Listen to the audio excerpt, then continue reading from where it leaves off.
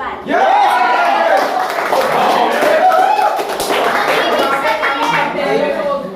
So, ibig sabihin, laging i-priority sa buhay mo ang paggawa ng mabuti. Panahon.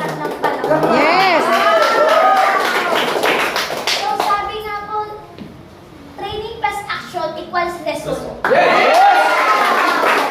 nga po ni Athlete June, hindi naman pwedeng training ka ng training na wala ka namang pwedeng action ka na action na wala ka namang training. Kailangan may training at may action ka para may resulta. Pwede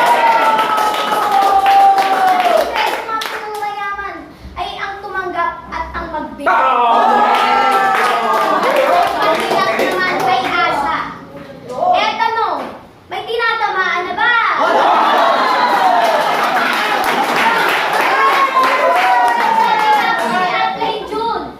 Sabi nga po ni Athlete June, kung may goal ka, dapat humahataw ka na.